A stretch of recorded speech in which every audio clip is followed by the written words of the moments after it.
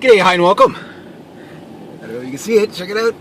Check out that shine. Check out that shine. Okay, it's going to be another one of those you'll be able to hear me, but you won't be able to see me videos. It is also Halloween. Got lots of great things going on tonight. I'm just going to get set up here. It's a little bit chilly. It's a little bit damp. A little bit wet. A little bit this. A little bit that. But I'll have to watch the roads. I'll have to watch all that stuff. I got, I think, everything I need to keep my fingers nice and warm. I got my gloves here. I can shut off that. Probably just things that I haven't ready to do that. Got froster on. And start to do that. I think the vehicle's probably warm enough. One thing, again, I keep complaining about it, but is this little CRV, the heat and stuff like that. You can't see the buttons. Like the buttons aren't they're not illuminated, right? So, oh, I got my rear wiper on. Don't need my rear wiper on. Okay, that's not too bad. Just looking at the fog. Back. Let's see where I'm at. Alright, we're going to get into this in a second. Okay, that's the windshield. That's cool. There we go. That's the heat. Thing is drive.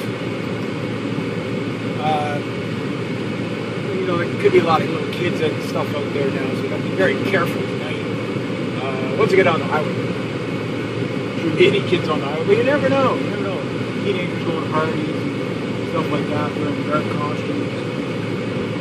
Thinking they're going to pull a joke and jump out and scare you and run them over or something like that, right? So you got to watch out for stuff like that too. But long story short, tonight's going to be an interesting night because not only is it Halloween, I've got my Halloween costume. Oh, nuts. Well, it wasn't Halloween. Maybe next year. I worked really hard on that costume too. Basically, what I did, I done this costume before. Kind of last minute. If you guys are looking for last minute costume, I'll tell you what to do, and you're welcome. If you're a guy, get a empty toilet paper roll, okay? Put it on a string, put the string around your neck, and anybody asks you, what's your costume see? And on a roll. You know what I mean? And I was going to do that, but I forgot to do that. So anyway, it doesn't matter. But tonight is a special night. Not only is it Halloween, something magical is going to happen tonight. 9 years ago, I bought a guitar. Very special guitar, my dream guitar. Now I've had some pretty darn good guitars in my life, if I do say so myself. I've had Ibanez RG 750, that one got stolen on me. Still bitter about that. I've had AL10 or an Artcore series. I've had what else have I had? I've had my awesome Hammer Diablo. That one had a warped neck when I got rid of it. It's too bad. Otherwise, I probably would have kept it. I had a SG for Epiphone G400, the 1992 motorcycle behind here. Then we got brights on that. And it was like a G400. There's a motorcycle or something behind it. Oh, damn bright, ain't it? Oh, it's a guy with one of those big bar lights there. That's dangerous, those things. But it's too bright. It's too bright for. It shines my mirror, blinding the driver ahead of you. Anyway, I've had my awesome G1275 double neck. That guitar was. We'll just say that guitar was beyond cool. I've had. I've had sport guitars. I've had a little bit of everything, you know. And they were good guitars. I've always seemed to have lucked out with good guitars. I got that Jackson Fly. It's a cheap one, but it's still a good one. That was going to be my jam night guitar, but tonight I'm bringing out. Oh, and of course I got my first Gibson was the SG3. That was the most expensive guitar I'd ever. Well, yeah, it was the most expensive guitar I bought. But it wasn't my dream guitar. Back in 1991 or 92, it might have been 93. I can't remember. It might have even been 1993.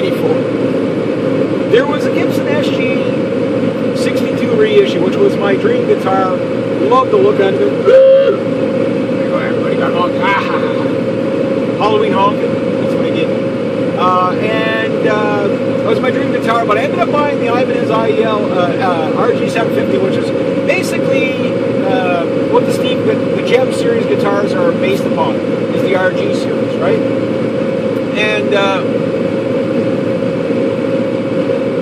the salesman at Steve's, Kevin, this guy's like, I think Kevin, was born there or something, because the guy's the guy's been there forever.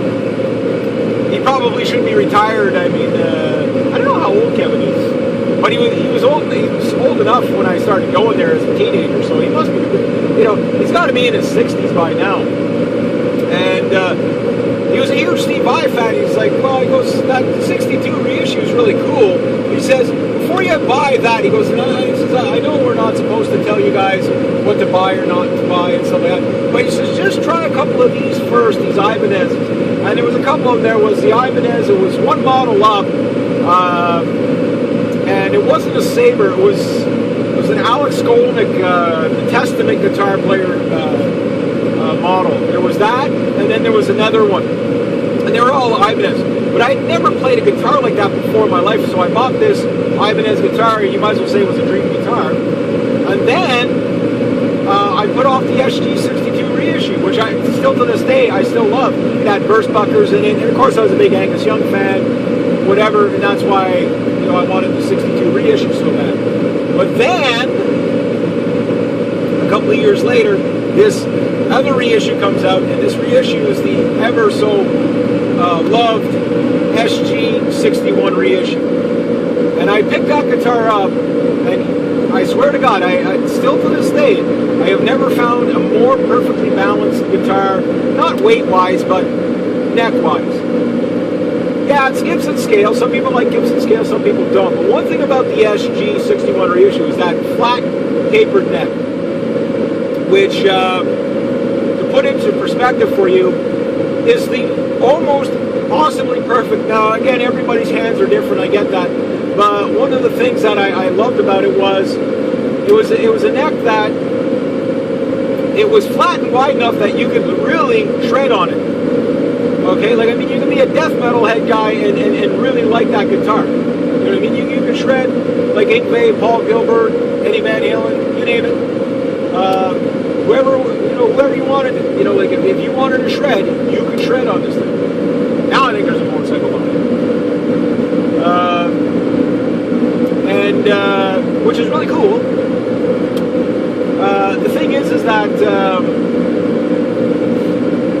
when you're shredding on it, right, it's not so flat and wide that, that's all you can do with it. It's wide enough to shred on, but yet it's narrow enough that you can chord. So it's like a cross between a real hot rod and a Telecaster. It's like if a Les Paul and a Telecaster had a baby, it would be the SG. Where the SG is not as melodic as the Telecaster, but has way more drive and more balls to it. The SG, sorry, hang on, sorry. Lights just went out there. That was the guy behind me. And again, the light's too bright. You gotta fix that. So, sorry, what I was saying is, if a Les Paul, it's a tractor trailer, he's got a big freaking light, spotlight on the top. Yeah, dude, that's dangerous, man. You're gonna put me in a ditch. But it's nice, like everything in front of me is like daylight. When he turns it off, like it's like I realize how bad my headlights are. Thanks a lot, buddy. But anyway, okay, so if a Gibson Les Paul and a Telecaster had a baby, it would be the SG. So the SG is more melodic than the Les Paul, but doesn't have quite the drive, but pretty close. The Telecaster is way more bubbly and more melodic sounding than the SG, but nowhere near as ballsy. So if you split the difference, you end up with the perfect guitar as an SG, right? It might not be, it's not as twangy as the Telecaster. but it's a little more twangy in some ways than the Les Paul.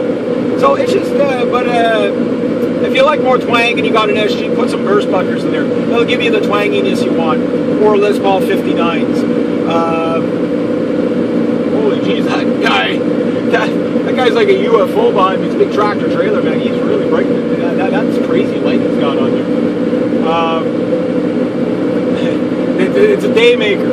Maybe the poachers, who knows. But bottom line is that it's a guitar that it's been my dream guitar ever since the first time I picked one up. And it's the benchmark guitar that I judge every guitar in the world by. Meaning, it doesn't matter if it's a modern guitar, an old guitar, a new guitar.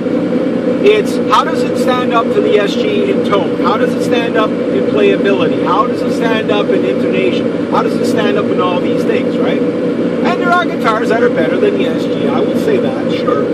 But, you know, there's some guitars they play better, but they don't sound as nice. There's some guitars that sound far better, but they don't play anywhere as nice. Or they play better in one genre, but not another. Where the SG, if you're a jazz player, you can play an SG and be happy with it. If you're a blues player, you can play an SG, you'd be happy with it. If you're a metalhead, you can play an SG and be happy with it. If you're a progressive player, you can play an SG and be happy with it. It's an awesome guitar all around. It's so simple, but yet so versatile. And if you're one of those guys that play around with like the tones and the volumes, you got three-way pickups, which is more than lots. I mean, I've had, on my SG3, if you add up all the combinations, there's like 9 combinations I can do there, plus blending of a tone and a volume. Should I hook up the tone and the volume? I've kind of bypassed it. I might hook it up later. But that, you know, like, it does get down to the point where I find a 5-way switch. I did this with my Hammer Diablo, where I popped a Jackson 5-way switch in it. That was meant to turn 2 humbuckers into a 5-way. It was 5 or 6-way. I can't remember how many different sounds I got out of it. It might have been 6. Whatever that switch does, but it was just too much. You know what I mean? Like live, it was just too much. You're always like, it seems like you're always, flicking the switch. It seemed like it took forever to get the switch over to where you want it, which was nice for recording because you had all these different dynamical sounds. You could get from a humbucker sound to a P90 sound to like an out-of-phase burst bucker sound to a single coil sound to multiple tapped single coil sounds to combination. It was very, very, you could hook this thing up any way you wanted, especially with all the pole splitting you can do on the pickups, right? The 4-wired, 4-pole pickups. So yeah, in that sense, it was just absolutely awesome. But it just didn't really come over well live, where a 3-way toggle, some people like them, some people don't, but I'll tell you one thing about a 3-way toggle, is a 3-way toggle is idiot-proof. Smack the thing up, smack the thing down. Leave it in the center when you want the bubble tone. You know, when you want the really muddy sound, go to the neck pickup. When you want the really raunchy sound, go to the bridge pickup. You know what I mean? And it was such a good, simple setup that, as much as I love my SG3, which I think is a superior playing guitar in some ways, the problem with my SG61 reissue, when I bought it, somebody had 11-gauge strings on there. Now, that's not a problem for an SG61 reissue, but what the problem was is they didn't re-intonate those strings, meaning it started to put a slight warp in the neck around the 7th fret, moving up to the heel. Now, with the truss rod adjustments, I left this guitar for about the past year with no tension on the truss rod whatsoever. And it's not going to make sense for you at first why I did it. But I wanted to see how bad the bow was. The good news is that it was an even bow, meaning the high E and the low E are not twisted. So it means if you can level out the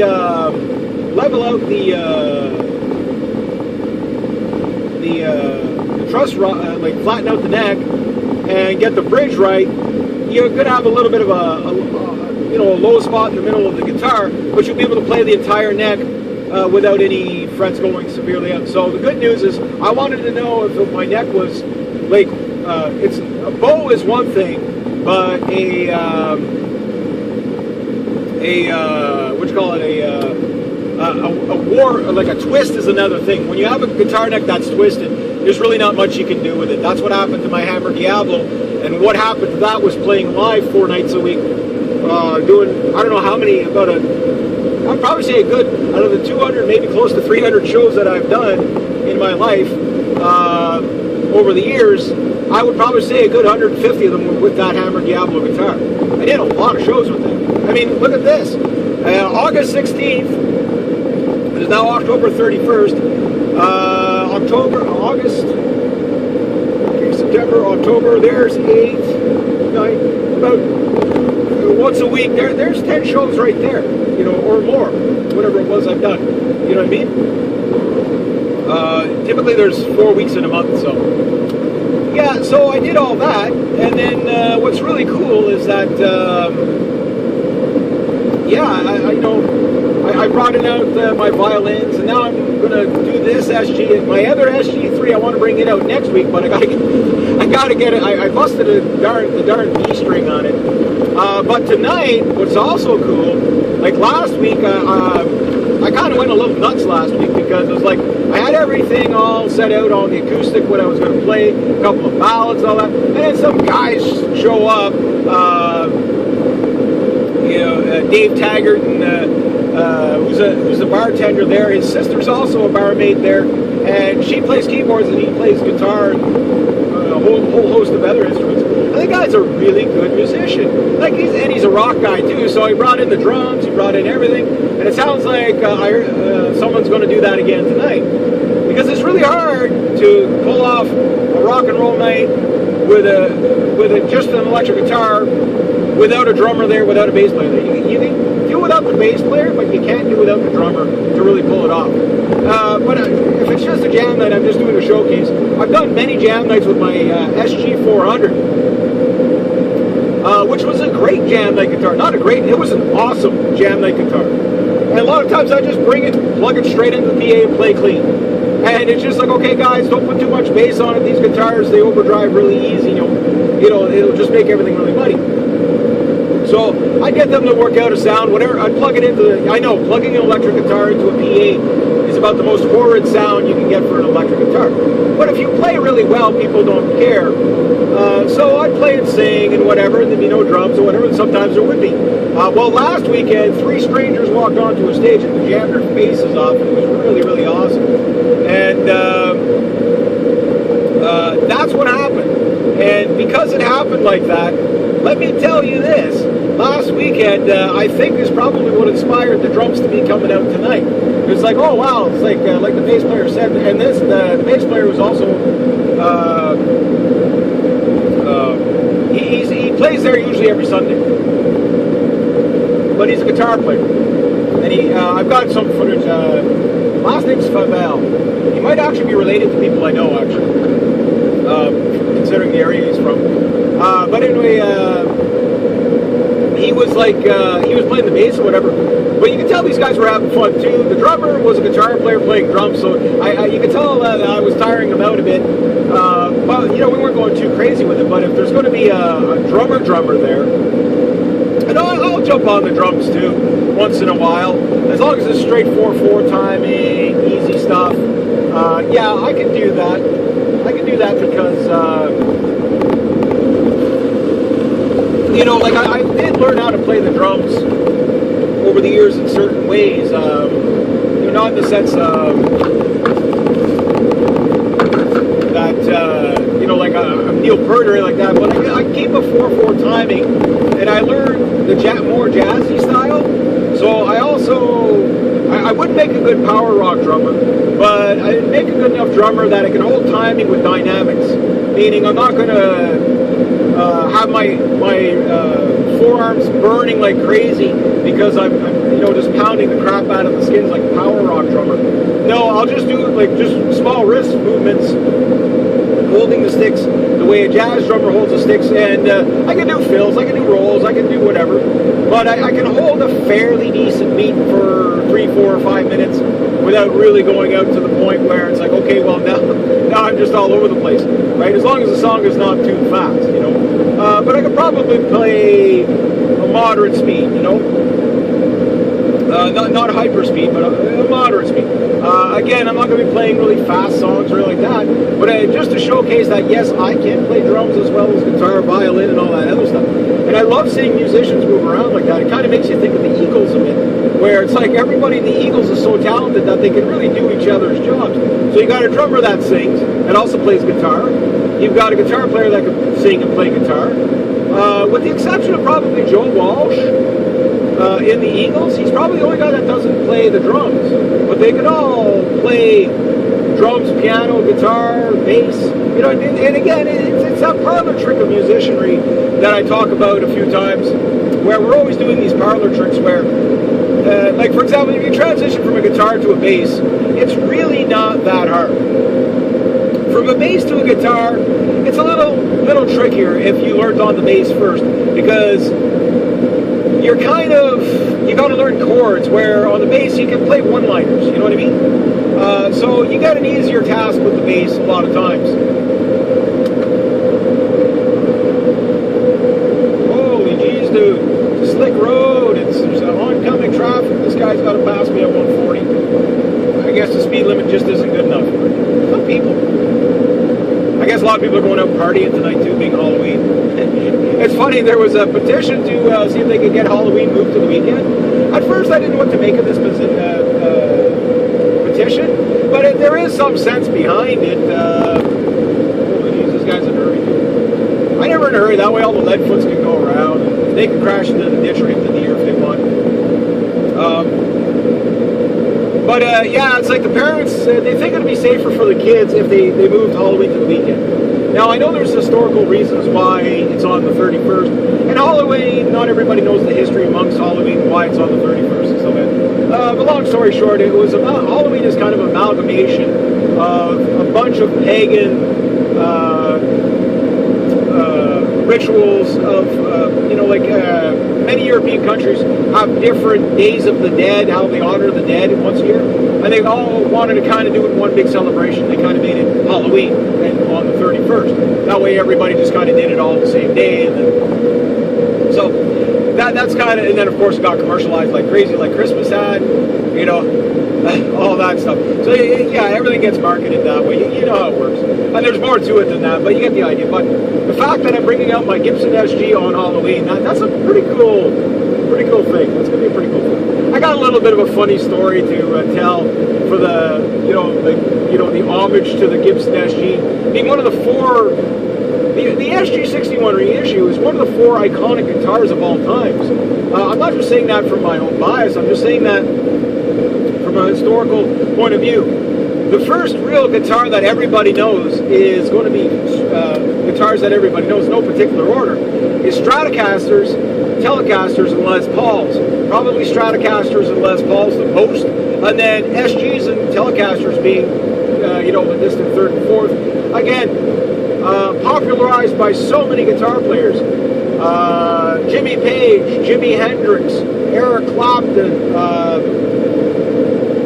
all these guys, Tony Iommi, Angus Young, Robbie Krieger from the Doors. The SG was it was the first metalhead guitar.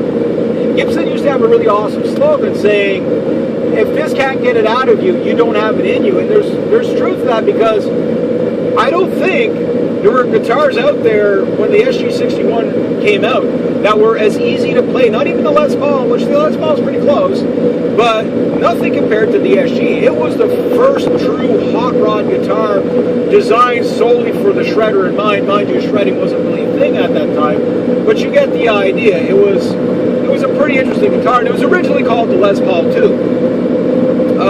But Les Paul himself did not want that.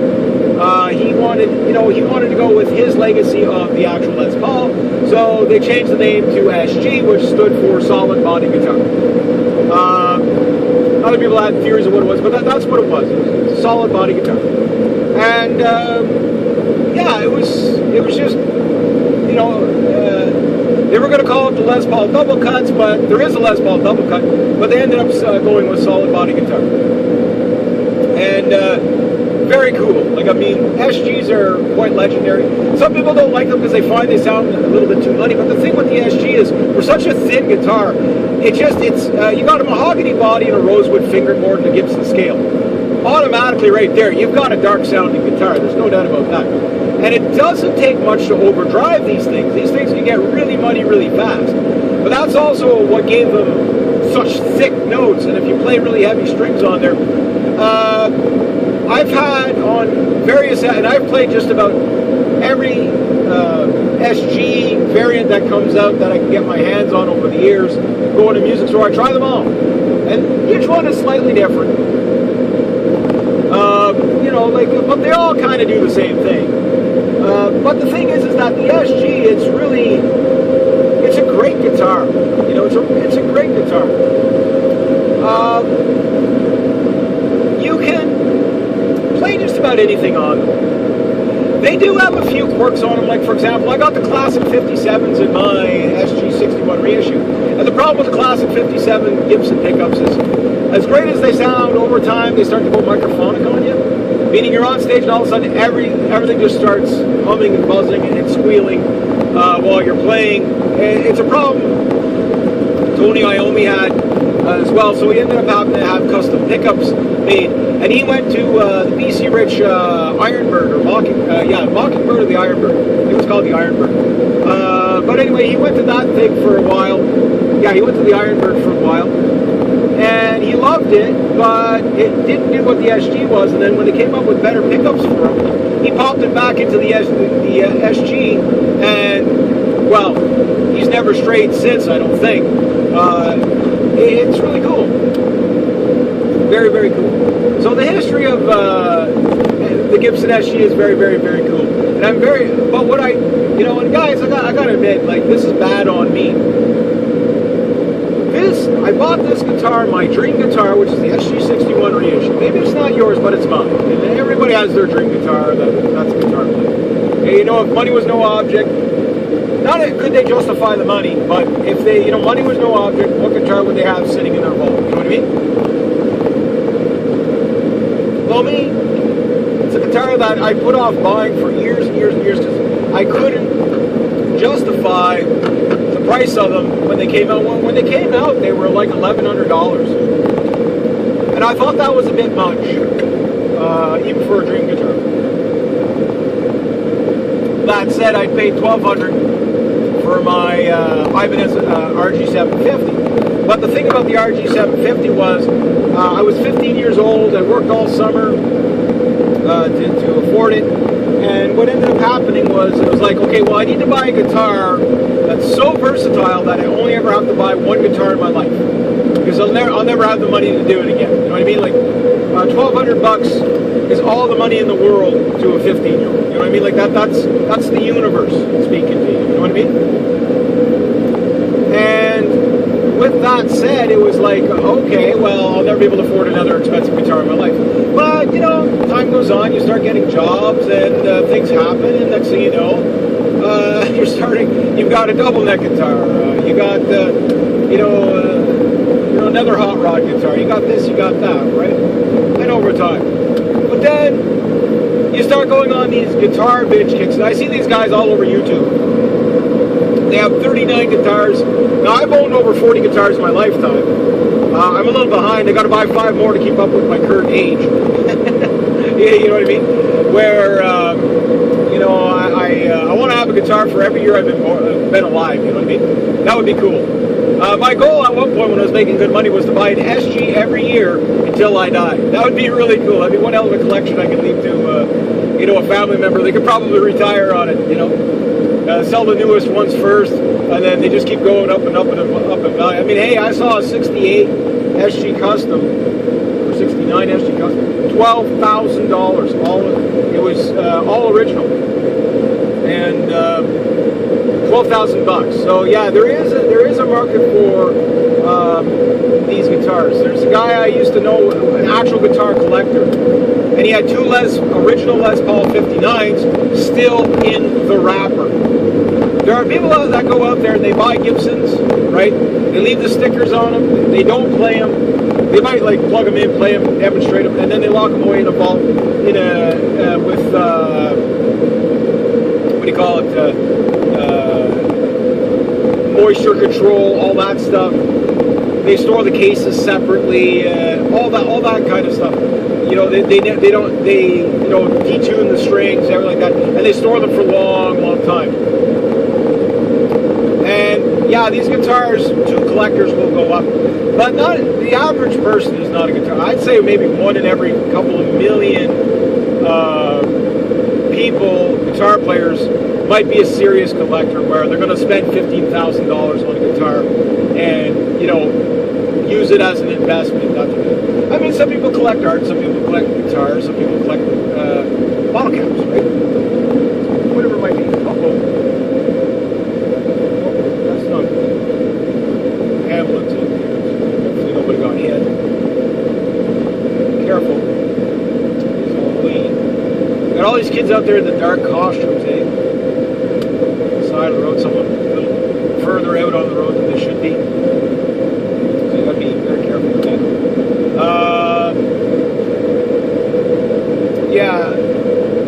But anyway, yeah, going on. Yeah, so collecting like my SG61 reissue, that's a guitar I'm gonna play the frets off. The problem with my SG61 reissue though is the warp in the neck. So that would keep the value a little bit low, but if I were to ever sell it, right, when I die, this is the guitar going in the casket with me. I'm not kidding. I'm not kidding. Like I say, make extra dimensions. My Lionhead violin and my SG61 reissue are going in the casket with me. I don't care. That's just the way it's going to be. You know, this is not negotiable. You know what I mean? Why? Because if I can't have it, nobody can. I'll bring it the hell with me. You know what I mean? Yeah, long story short, yeah, the thing is that this guitar is not mint 100%. It's probably, I would say, with the exception of the warp in the neck, not a twist, but a warp in the neck, it's probably, you would consider it 95 because of the warp, or maybe even 90 because of the warp. But if you can get one without a warp in the neck, which is not hard to do, it's just the guy that put the 11 gauge strings on never readjusted the intonation for that tension of string switch. That's what led to your warp.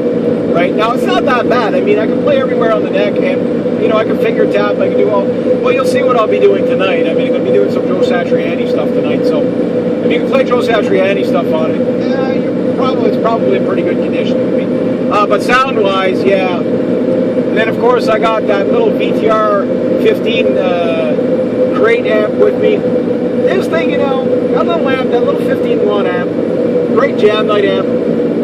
I bought it pretty much specifically for that.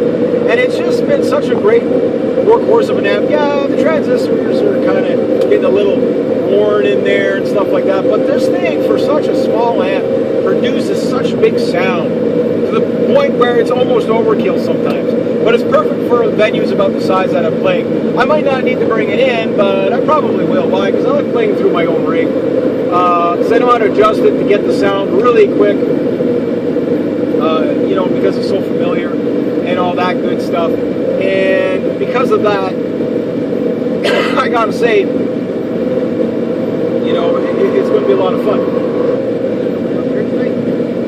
Bars open a little bit there. I think they had their Halloween thing the other night. So. But long story short, which is always a long story for me, tonight I will be I'm going to really try to see if there's drums there. I want people up jamming. I'm going to hit one an oldie but a goodie. I'll do Johnny Be Good. Last week, that Tim guy that was playing my Hornsteiner violin brought in his saxophone, but unfortunately there was nobody for him to jam with. I'll go up. I'm going to do an instrumental just to showcase the sounds of the SG. It'll be midnight from Joe Satriani, so I'm going to break my rule. I'm actually going to play this song. I tried to play it. I think I tried to play it the first week or the second week I played there, and it didn't go over well on my Ibanez AL10 for some reason. I don't know, maybe my action was getting a little bit too high, but I just couldn't get the sound. I know the strings are deadified too, so I just couldn't get the sound out of the strings. It didn't sound like it was playing anything, but it sounds fine on the SG because it's electric and it's easy to really get those thick notes out there. So I'm going to do that one again, but I'm going to pull a little thing, and then I'm going to do Drops of Jupiter by Train. I was going to do that one last week. I still don't have the Queen song worked out. I'll be working on that this week because my boss is gone for about 2 weeks to Europe with his wife. So the only thing I got to do is just go check up on the house there, maybe once a week, twice a week, to make sure that the plumbing's okay and stuff like that. Because the last time they went out, their water pump ran the entire time and it ran dry, and then it cooked, and they had all kinds of water problems and stuff like that. So they're paranoid about that. So I'll go in and I'll gladly do that for them. They'll probably long me a couple of bucks. I don't mind doing stuff like that. You know, it's good pro bono. This guy's been really good to me anyway, so I don't mind doing that for him. And waters plants without trying to kill them.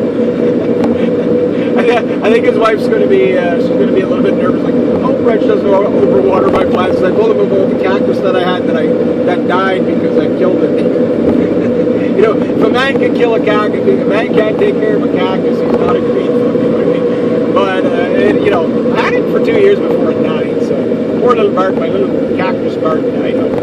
But anyway, long story short, keep saying that. I don't know why I keep saying that. I'm going to have a lot of time for the next 2 weeks to work on that Queen song. I don't want to tell you what it is because I'd rather show you. But it's one of those things. What happened to me last week was drums showed up, a bass player showed up, and I was just like, well, I'm going to break the mold. I'm not, you know, I know I had a whole bunch of stuff rehearsed, but screw it. I mean, it's a jam night. I want to jam, you know. I want to pull people on stage. Why? Because I want to turn it from an open mic to a jam night. Why? Because you just don't know what you're going to get. Now, I do have a little bit of a thing worked out that if I do pull somebody up, and again, a lot of these guys don't play the music I play, so I have to think very simplistically and in an improvising way. So what I've got going on, and this is going to be cool, is a spin-off of Summer Song from Joe Satriani. The entire song will be done in A. I mean, yeah, I'll be moving around the D and stuff like that, but every note's going to drop into an A. So what'll happen is, quite simply put, is nobody can get lost. The bass player will be able to go all over the universe. The drummer will be fine. But if there's another guitar player there, they'll get the idea of the rhythm, and I'll just do a couple of quick little widdly diddlies in it. Obviously, it won't be exactly the way Joe Satriani plays it. You would actually have to rehearse with a band to play it like that. That said, years ago, I used to play Big Bad Moon from Joe Satriani, which always, and I did that one with the wah-wah pedal. And, wow, you have to. Now, it's illegal to play Big Bad Moon by Joe Satriani without the wah pedal. It just is. And The Crush of Love, I always loved that song. But the song I never had the confidence to do because I could never find somebody to play that rhythm, which I will probably point out a little bit of that rhythm tonight, is Always With Me, Always With You. I did a version of Satch Boogie once, but me and the bass player and the other guitar player didn't quite have it down perfect, but we had the main theme there. So tonight I'll be doing a very simplistic version of that. And then years ago, I remember my friends and I, we got a really good version of Flying in a Blue Dream. That one really worked out well live. I did that. That was at a gig. Joe Satriani stuff wasn't something that I ever played at jam nights, just because, like, who's going to know that, right? I mean, unless you have Stu Ham and a few other people show up. What was the guy? The crazy drummer that Joe Satriani had. I saw Joe Satriani live. My mom bought me a Joe Satriani ticket go see him live for, I think, my 16th birthday or something like that. It was like 10, 15 bucks.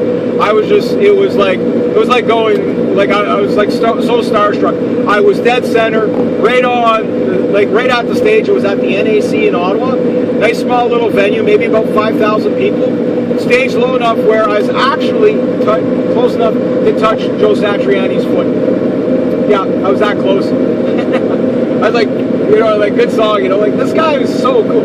But he really does look like a bug. He really does. This was when he had his long hair before he started wearing the bug glasses, but he really does look like a bug. Yeah, and he's a tiny guy. He's like Angus Young. He's just really, really tiny. But he's such a cool player. And that was for the Surfing with the Alien album. Wow. And then, of course, I saw Steve Vai perform For the Love of God right in front of me. Wow, with Whitesnake. That was incredible. He had the Hart guitar, he had all that. That thing got stolen on him.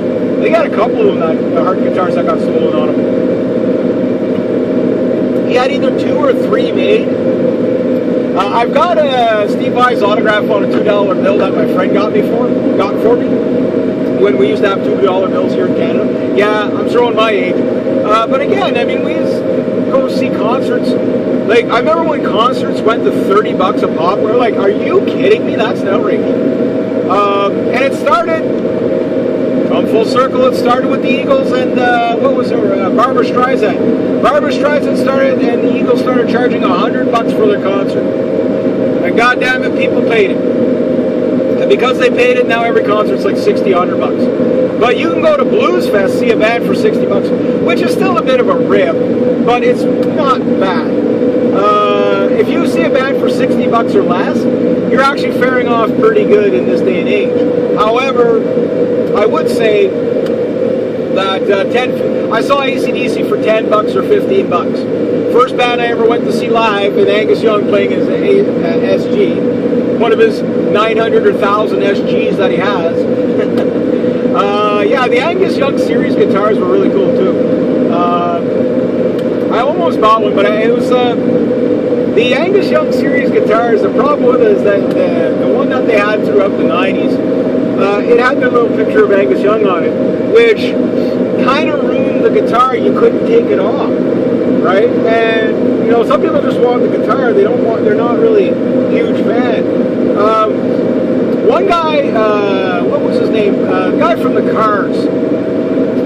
He had a signature SG, which he had like a little tiki dot on the truss rod cover.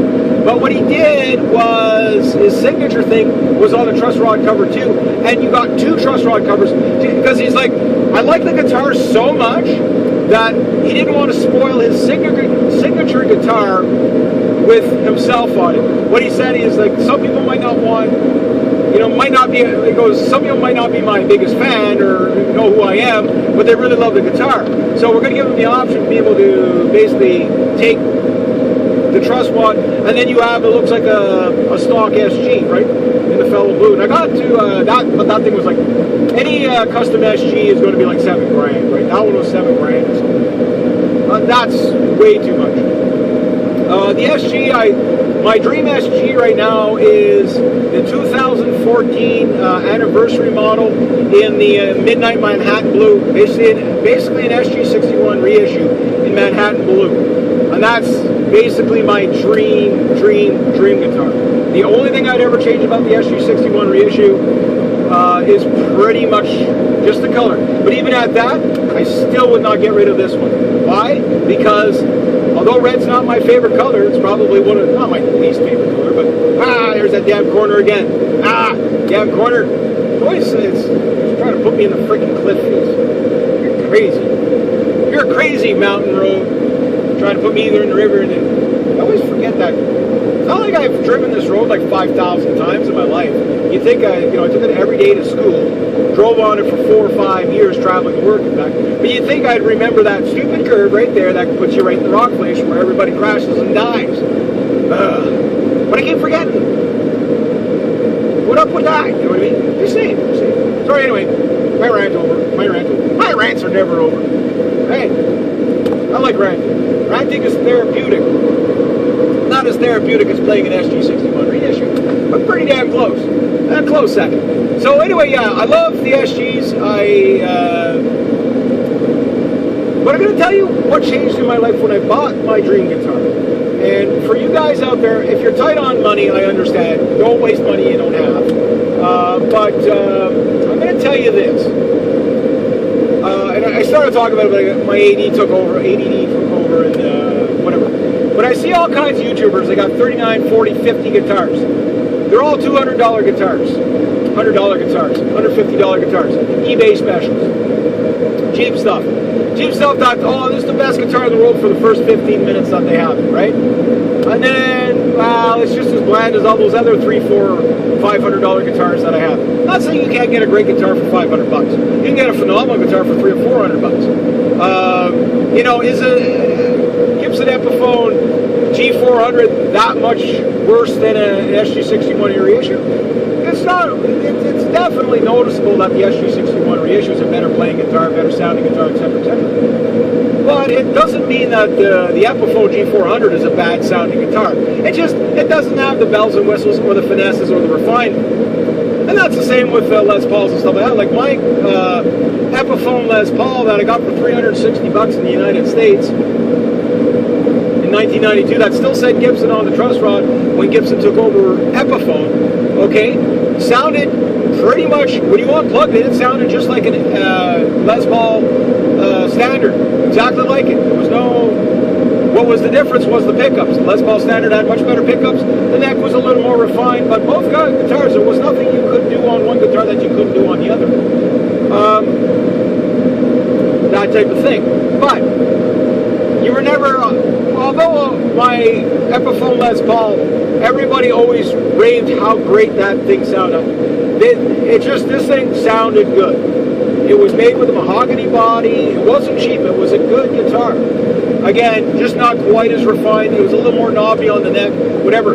It was worth every penny I paid for it, plus it paid itself off. It's probably made me $3,000. You know, again, next to the Hammer Diablo, the Ibanez RG750, and this Epiphone Les Paul Standard and Tobacco Burst, those three guitars have played the majority of my nearly 300 gigs or 250, 300 gigs that I've done in my lifetime, right? So yeah, those guitars are good. But here's the thing, it's rare you do find a guitar at that price range that freaking awesome that it's just like, I can live with this thing forever. I had it for 13 years. Do I regret selling it?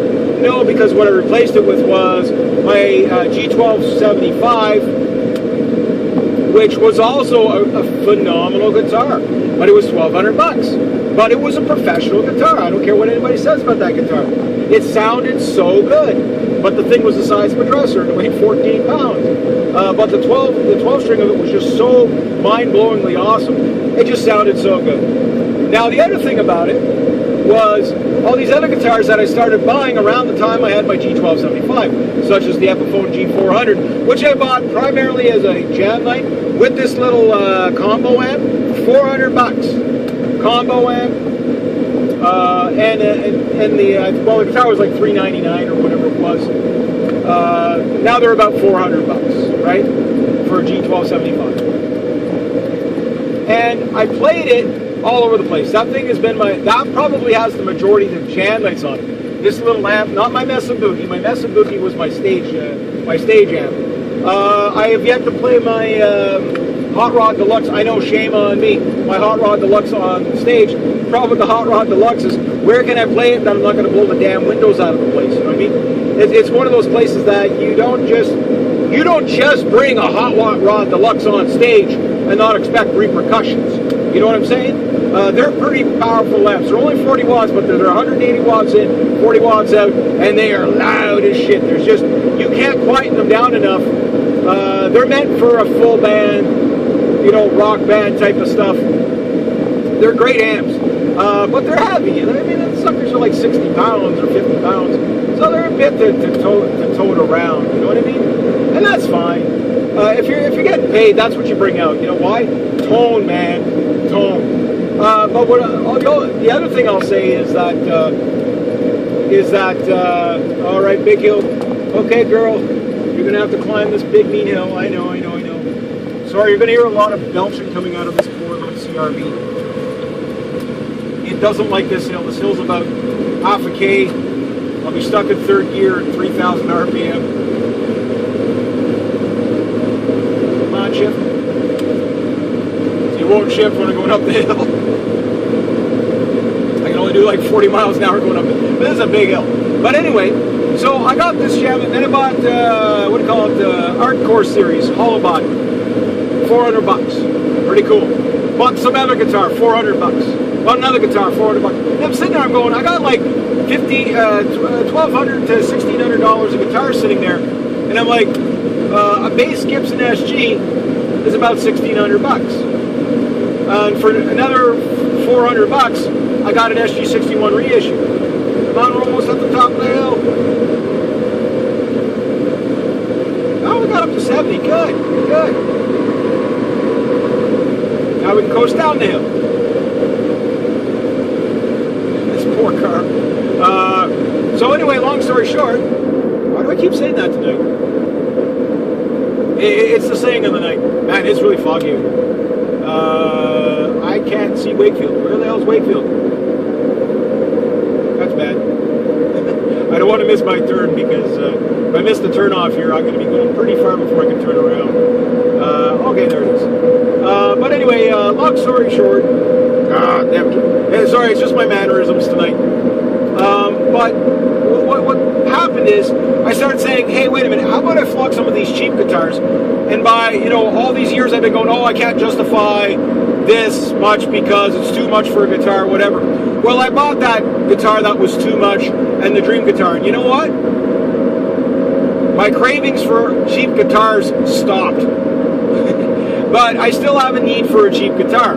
What's that need? Well, simply put, the need for the cheap guitar is a jam night guitar. You know, like, I mean, this jam night's full of musicians and stuff like that. And where's the exit here? Oh, there's the exit. If I suddenly crash, you'll know what happened. I missed the exit. But anyway, yeah, that's the whole thing. Like, I bought the SG61, or the SG, sorry, I didn't buy the 61 reissue first. I bought the SG3 first. And it wasn't a dream guitar, it was just, it was a limited run Gibson guitar that they did for 2 or 3 years at the most. And they only made 2 variants of it, the black one and the red one, right? And the cool thing about it is that I got the red one, number 268, and 268 is like you know, like, I mean, they only made 1,000 of these each. So this thing, okay, it might not go very much up in value. But again, that is another guitar that I never played live, and I will. Like, I mean, I'm ashamed of myself. I bought it at a time when I was just starting to get back into jamming again, and then I moved up home here. So I bought the SG3 in 2006, and then I bought in my 2007 SG61 reissue when I moved back up here. In 2008, it was 2009, I bought the 61 reissue, used. And I gotta say, it was like, I should have just started off with the SG61 reissue. You know, bite the bullet. Why? Because, well, I'll be honest with you. Do I regret spending that money on the guitar 9 years ago? No. You know what I mean? It's a guitar that I still play, and it's like when I go into a music store and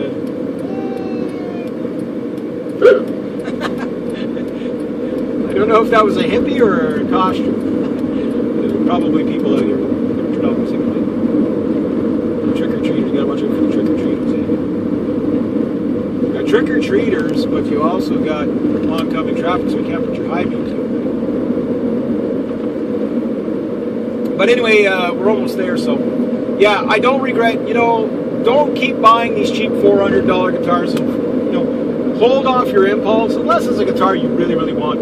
But a lot of times you're just buying icing. You know, the pickups aren't good enough. And, you know, I know a lot of people get this idea in their head, well, I'll just buy this guitar, and then what'll happen is I'll put these really good pickups in it, it'll be the guitar I want, and whatever. It never works out like that. I know some dream guitars are way out of people's ranges. Now, how did I get my guitars? Well, I financed them, to be honest with you. That's what I did. whoop.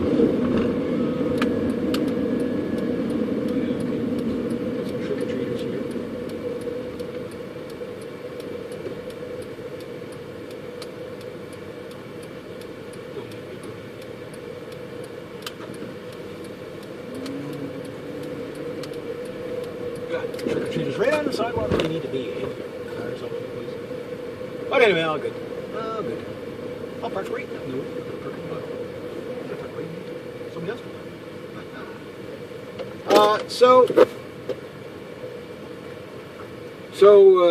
Shut that off. Shut my lights off. And make sure I put that up. I'll shut that off. And okay, so anyway.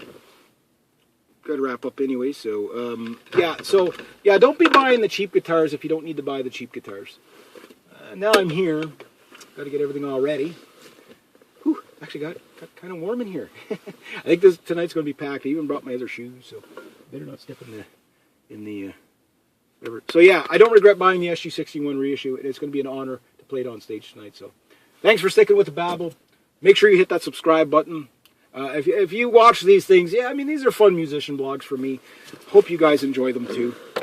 I know they just ramble and ramble and ramble, but it's you know, nice stuff to talk about. It's a switch for me to be able to talk about irrelevant things. You know, it's kind of nice.